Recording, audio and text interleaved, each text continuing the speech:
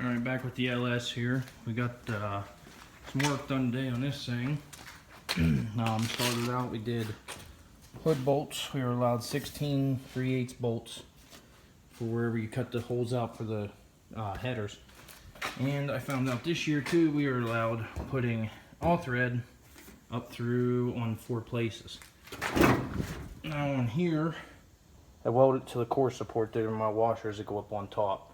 I just have them like that so I don't lose them. Show you guys or not, if they don't want to stay up.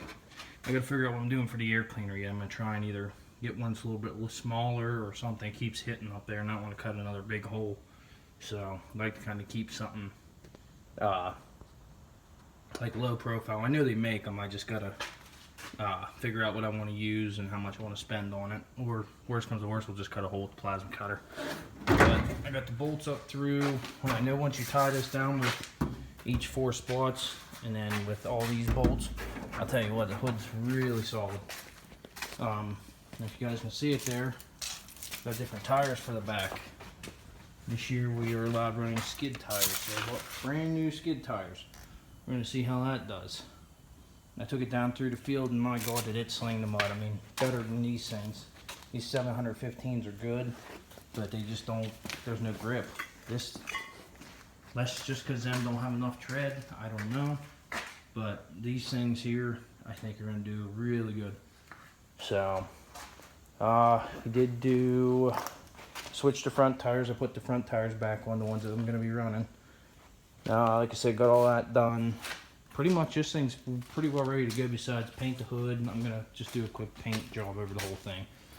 And just put my numbers back on that side. I have to paint the door white on the outside. We got the shifter adjusted. It's all good. I fixed the gas pedal. It's was sticking there for a while. I got to mount the LS to the control box, ignition control box. I got to put that back on the battery yet. Clean the connections up. Always clean your connections every year. This thing sat a year, so that one definitely, I can see when I start it, it arcs a little bit because from being loose and moved around and batteries taken in and out. Clean terminals every time before derby. It always helps. Make sure they're nice and tight. Now these I just have them stuck on here, so don't bash me for that. See if it's loose, because I used this battery a couple times for different stuff.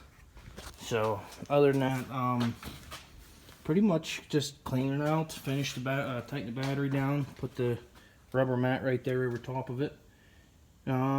Shifter is all good.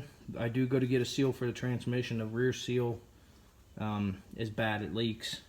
When you drive it, you can see drips, and every time it sits in the garage here, the underneath of it loses about a half quart. So I'm gonna get one of them, put one of them in, and I gotta fix this up here. This melted off the one clamp here, so I gotta cut that and put a new one on.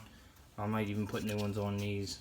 They get wore out pretty quick, so I mean they still hold together, but other than that, this thing, just wanted to give you guys an update. It's pretty well ready. Like I said, just paint job and them little odds and ends, and that's pretty much it, because there's nothing else. I might clean the spark plugs, or I might even put a new set of plugs in it.